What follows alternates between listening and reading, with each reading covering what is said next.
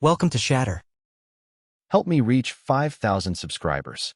Support the video with a like and leave your thoughts in the comments. It happened in the middle of a crowded restaurant. Saturday night, soft lights, the kind of place where couples pretend they're fine. Emma leaned back in her chair, sipping her white wine like it was an exhale of superiority, and said it, loud enough for the table behind us to hear. "You want me to touch you again? Try acting like a real man first." It didn't sound angry. It sounded clinical, like a diagnosis. She was a psychologist. She knew how to aim words like scalpels. I remember staring at the candles flickering between us, trying to calculate how to stay composed. The air tasted metallic. I didn't say a word. I just smiled slightly, the kind of smile you give when a measurement hits zero. She kept talking, to the waiter, to her phone, to herself. Her Spotify playlist was still playing through her iPhone, some calming acoustic mix she always turned on after fights. The irony didn't even register to her anymore. Across the table, her friend Lily looked away. She'd joined us by accident, or maybe fate, after a lecture she gave at the university. Literature, silence, and subtext were her world. She didn't interrupt. She just observed, like someone reading a tragic scene she'd already memorized. That night, driving home in my Volvo XC60, I realized something had shifted. I wasn't angry. I was curious about how long I'd been performing in a system she'd built, where approval was rationed, affection conditional, and masculinity defined by her terms. At home, everything looked like a catalog page. Our IKEA shelves lined with fake plants, matching mugs, scented candles from Etsy she'd bought during her self-care phase. It was the perfect setup for her version of control, minimalist, ordered, lifeless. When she fell asleep, I sat on the couch and stared at the silent screen of my phone. No messages, no noise, just space. And for the first time, that silence didn't scare me. It felt like design, precise, intentional, the kind of quiet an engineer recognizes as the start of construction. I didn't argue that night. I didn't demand an apology. I just started measuring distance. Because when someone tells you to act like a real man, what they really mean is, stop being predictable. And I was done being analyzed. A few days after that dinner, I started noticing patterns I'd ignored for years. Emma's calendar was filled with client sessions and self-development workshops, but her empathy never came home with her. Our house felt like one of those perfectly staged IKEA rooms, organized, polished, and completely without warmth. She treated love like a case study, taking notes every time I opened up, filing my words under emotional dependence. Her friend Lily, though, was different. We crossed paths again at a university event she invited both of us to. Emma was too busy networking, telling everyone how she helps men find their strength. I stood by the coffee table, quiet, until Lily walked over. She didn't say much, just that she'd heard what Emma said at dinner, and that no one deserved to be spoken to like that. Her voice wasn't pity, it was recognition. That single sentence echoed in me for days. Because no one had defended me in years, not even myself. At night, Emma sat on the couch scrolling Etsy for home decor she'd never hang, humming along to her endless Spotify playlists about mindfulness. I started working later, staying in the office after hours.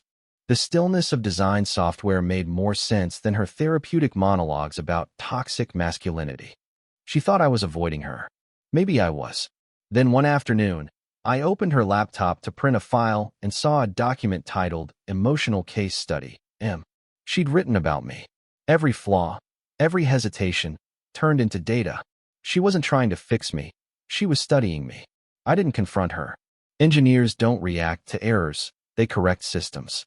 That night, I logged into LinkedIn and quietly changed my headline to Open to Relocation. It was small, invisible to her world, but it felt like flipping a hidden switch. A few days later, Lily sent a message. Not on text, not by email. On Reddit. "You deserve to be seen," she wrote. No emoji, no explanation. Just that. I stared at the message for a long time. It wasn't flirtation. It was awareness. And for the first time in years, I felt something shift, not in her direction, but away from Emma's gravity. I didn't reply right away. I just saved the message, like evidence that I wasn't invisible anymore. The moment the truth clicked wasn't dramatic. It was quiet, too quiet. Emma had gone to lead one of her weekend workshops, the kind where she taught people how to break unhealthy cycles. The irony didn't hit me anymore. It just confirmed what I already knew. I stayed home, supposedly to finish some engineering drawings, but my mind kept drifting back to the document I'd seen on her laptop. The clinical way she described my emotions made me realize she didn't see me as a partner. She saw me as material. That afternoon, I opened her laptop again, not out of suspicion, but to understand the scale of what I'd ignored. At first, everything looked normal. Desktop folders perfectly arranged, like the shelves in our living room. Then I noticed a hidden folder buried inside another. It held screenshots, messages between her and Lily. Except they weren't romantic or dramatic. They were worse, because they were honest. Lily had told her multiple times that her comments about me were cruel, that she was pushing something fragile until it broke. Emma's replies were cold. She wrote that I would adapt like he always does, that I respond predictably under pressure. She even joked that withholding affection was the only leverage that works. I didn't feel rage. Rage is loud. What I felt was structural, a shift, like a load-bearing wall quietly cracking. Then I found something else, a voice memo she'd recorded after the dinner incident. She was describing what she called a compliance pattern, the way I shut down when she criticized me. She sounded proud of it, like she'd discovered a new behavioral trick. I closed the laptop gently. The room felt staged again, the IKEA lamps glowing softly, the scented Etsy candle half burned on the table. Everything engineered for comfort, except for the person living inside it. Later that night, a notification popped up on Reddit. Lily again. She said she hoped I was okay, that she'd been thinking about the look I had at dinner. She didn't overstep. She didn't ask for anything. She just acknowledged what she saw. I didn't respond. Not yet. Silence was becoming my language too. Before bed, I looked around our home, the minimalist lines, the perfect angles, and realized it wasn't mine. I had been a piece of furniture in her design, and once you see the blueprint, you can't unsee it. So I started planning my exit the only way an engineer knows how. Quietly, precisely, and without leaving debris. The morning I disappeared from her routine started like any other. Emma brewed coffee, turned on her usual Spotify stress relief playlist, and rehearsed a lecture she was giving about healthy attachment in modern relationships. I watched her pace the kitchen, confident, polished, absorbed in her own expertise. She didn't look at me once, not even when she brushed past my shoulder. I realized then that she wasn't expecting me to change. She was expecting me to stay. So I tested something simple. I didn't say goodbye when I left for work. No comment, no gesture, no trace of the man she thought she understood. She didn't notice. Not even a pause in her morning monologue. That silence, the one she didn't catch, told me everything. At the office, I wrapped up the last urgent tasks. I archived files, transferred permissions, cleaned up the engineering logs. It wasn't dramatic, just efficient. Around noon, I stepped outside, got into my Volvo XC60, and drove without a destination. I kept the radio off. The quiet helped me think. I stopped at a park on the other side of town, far enough that no one would expect me there. I deleted our shared photo albums, then our shared calendar, then every group chat we were both in. One by one, systems disconnected. It felt mechanical, like removing unnecessary components from a machine. When everything was gone, I logged out of my accounts and sat still. No anger, no fear, just clarity. Emma called once, then again, then 5 more times. I let the phone vibrate on the passenger seat until it went silent. Her texts followed, first curious, then annoyed, then confused.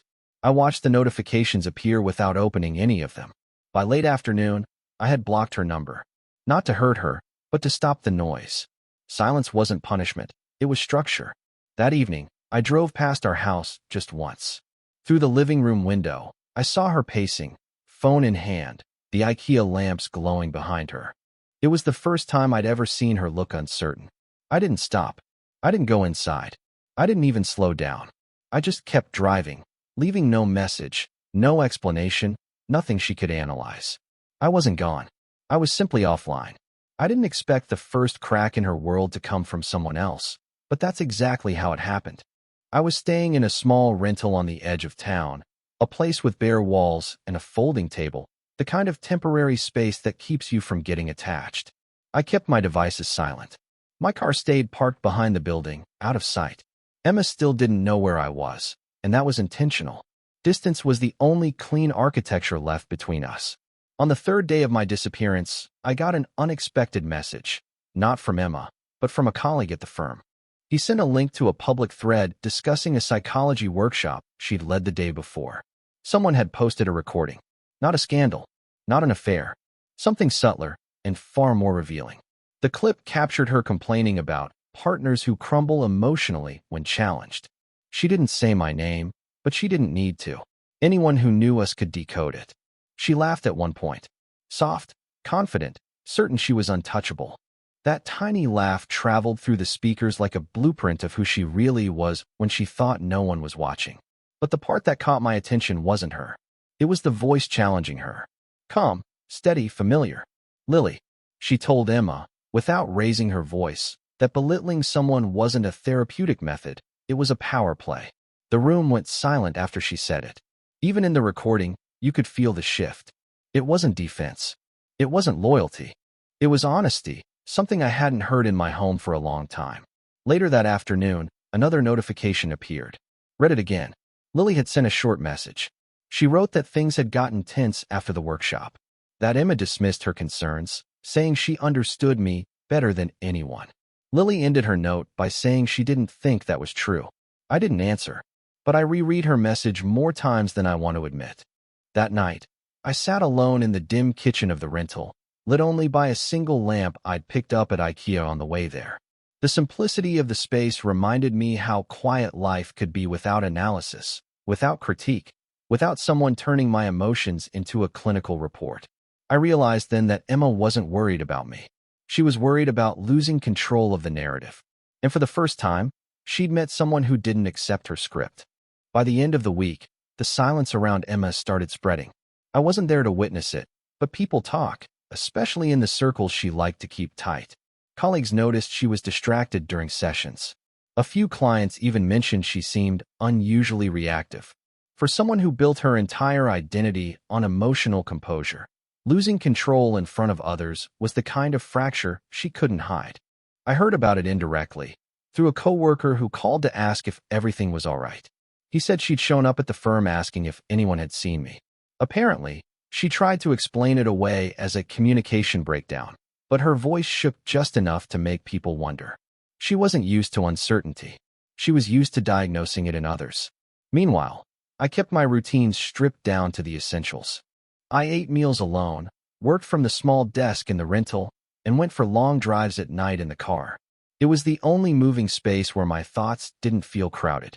The silence was steady, controlled, my version of a calm playlist, except without the forced positivity she used to blast through Spotify whenever she wanted to reset the mood.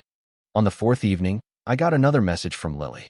Not dramatic, not emotional, just a note saying she hoped I was safe. She added that she'd confronted Emma privately about the workshop.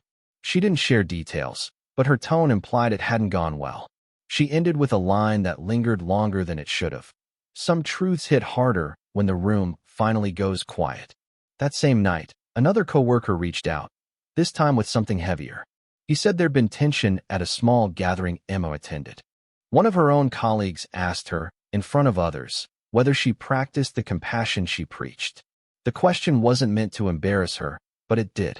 Someone told me she froze, then excused herself, claiming she had an urgent call. There was no call, just distance closing in. I hadn't said a word to anyone. I hadn't defended myself. I hadn't even appeared. But the absence, my absence, was starting to speak louder than any explanation could. The systems she controlled were slipping, one connection at a time, and I hadn't even touched them. The world around her was simply adjusting to a new truth. She no longer held the narrative. The deeper she sank into isolation, the clearer it became that she didn't know how to function without an audience. Emma's world had always depended on people reflecting her confidence back to her, clients, colleagues, friends. But now those same people hesitated around her. Not because they knew what happened between us, but because they sensed something had shifted in the way she moved, spoke, reacted. Her composure had cracks, and she couldn't hide them. Meanwhile, I stayed in that quiet rental, keeping my days simple. The small lamp from IKEA cast a soft glow across the room every evening. And for the first time in years, I didn't feel like I was living inside someone else's concept of emotional order. I kept my devices on airplane mode most of the time. The silence wasn't lonely, it was controlled. On the second morning of that week, I went out early to pick up a few things. When I came back, the car slowed as I saw a figure near the building. It was Emma. She stood by the entrance, her arms wrapped tightly around herself, scanning every passing vehicle. I didn't stop. I didn't even pull into the lot. I circled the block, waited until she left, and parked only when I was sure she was gone. That moment confirmed what I suspected. She wasn't searching for me. She was searching for the version of herself that made sense only when I was in orbit. Later that day, I opened Reddit for the first time in a while. Another message from Lily waited. She didn't mention Emma directly. Instead, she wrote that she hoped I wasn't blaming myself for someone else's control. She said people often confuse silence with weakness, but the people who understand it know better. I read it slowly, once, then again. Not because of the words, but because of the intention behind them. Steady, measured, without expectation. In the evening, I took the car out for a long drive. The roads were nearly empty, the sky a deep shade of blue that felt like it belonged to another life. I passed places Emma and I used to go, her favorite cafe, the bookstore she pretended to enjoy for appearances, the office building where she hosted workshops about emotional intelligence. Every spot felt smaller now, as if distance had shrunk them. When I returned to the rental, my phone had several missed calls from unknown numbers. I didn't check. I already knew one of them was hers. She wasn't afraid of losing me. She was afraid of facing herself without someone to absorb the impact. And I was already somewhere she couldn't reach, not because I hid, but because she'd never learned how to see me in the first place. She finally caught up to me on a Thursday evening, though not in the way she intended. I was leaving the rental, heading toward the car, when I saw her standing at the far end of the lot. She didn't rush toward me. She didn't shout. She just froze, like she was afraid that any sudden movement might scare me off. The wind moved her hair, but she stayed perfectly still, gripping her phone the way someone holds a lifeline that's already snapped. I didn't walk toward her. I didn't signal anything. I simply opened the car door and waited. If she wanted to speak, she would cross the distance herself. For once, she had to make the effort. She didn't. Instead, she looked at me with something I'd never seen on her face. Fear, not of losing me, but of losing control over the version of me she'd built. She opened her mouth as if to talk, but no words came out. Then she tried again, quieter, saying she didn't understand what was happening. Her voice wavered. Not a performance, not a lecture, just confusion. I didn't answer, not because I wanted to hurt her, but because there was nothing left to explain. She had spent years interpreting my silence as compliance. Now it was something she couldn't decode. Her eyes moved to the interior of the car, as if searching for a sign of where I'd been or who I'd been with. I could almost see the theories forming in her head, each more desperate than the last. She stepped closer, but only by an inch, as if any further might shatter the self-image she still clung to. That's when the message came through on my phone, Lily. The screen lit up briefly with her name. Not dramatic, not flirtatious. Just a quiet notification, one I didn't open. Emma saw the light, though, and in that single flicker, everything inside her shifted. Her expression tightened, not with jealousy, but with the realization that she was no longer the center of the orbit she'd designed. She asked who it was. Her voice softened, as if gentleness could rebuild something already dismantled. I didn't respond. I didn't give her a story to analyze, a narrative to reclaim, or a confession to cling to. I simply sat down, closed the door slowly, and started the engine. She didn't chase the car. She didn't pound on the window. She just stood there, watching the headlights move past her, realizing, maybe for the first time, that silence wasn't surrender. It was exit. And she had no map for where I was going next. Her collapse didn't happen all at once. It came in fragments, the way a structure fails when the tension inside has been ignored for too long. I heard about pieces of it from people who barely knew what had happened between us. A colleague mentioned she'd been late to her sessions twice in 1 week. Another said she snapped at a coworker during a discussion about boundaries. She wasn't unraveling loudly. She was dissolving quietly, the same way she once expected me to. I didn't return to the rental right away after the confrontation in the parking lot. I drove aimlessly for hours, letting the road unwind beneath the car. It felt like the first real breath I'd taken in years, distance not as escape, but as freedom from her frame of reference. When I finally got back late that night, I found a string of messages from unknown numbers. One voicemail, one email. None of them mattered. I deleted each without opening them. Engineers remove noise before diagnosing anything, and she had become nothing but noise. 2 days later, Lily messaged me again on Reddit. She didn't ask about Emma, didn't ask where I was. She only said she hoped I was finding steadiness. I stared at that word. Steadiness. It didn't try to fix me, label me, or measure me. It simply acknowledged the ground I was standing on. Meanwhile, Emma's life continued collapsing inward. A friend of hers, someone she used to impress with long talks about emotional intelligence, reached out to me unexpectedly. She said Emma seemed lost, like she was looking for a script but couldn't find her place in it. I didn't respond. I wasn't part of her recovery arc. I wasn't her lesson or her breakthrough. That evening, I stepped outside the rental for some air. From the parking lot, I could see the reflection of the small IKEA lamp through the window. Simple, stable, steady. A strange calm settled over me. For the first time, I understood what it meant to live without being studied. Somewhere across town, Emma was facing a world that no longer absorbed her deflections. Without me there to anchor her identity, she was drifting, grasping for interpretations that no longer applied. She'd built a career on understanding human behavior, yet she couldn't understand the one thing she'd never prepared for. A man who wasn't reacting. A man she couldn't decode. A man who walked away without leaving a trace for her to follow. And in that silence, she was beginning to see every moment she'd dismissed, not as data, but as loss. The final moment didn't arrive with fireworks. It came quietly, the way winter settles over a street you've walked your whole life. Familiar, but colder than you expect. I'd gone out for a late-night drive, letting the empty roads clear whatever remained of the past week. When I pulled into a small bookstore cafe, one of those quiet places Lily liked to mention in her lectures, I didn't expect to see anyone I knew. But she was there, sitting by the window, a stack of student essays beside her, the kind of calm presence that didn't demand anything from the room. She looked up, surprised but not startled. She didn't ask where I'd been or what I was doing. She simply nodded, a silent acknowledgement that didn't intrude on the space I'd built. I ordered a coffee and sat down across from her. Not close, not intentionally intimate, just present. She asked if I was all right. I said I was getting there. That was the extent of it.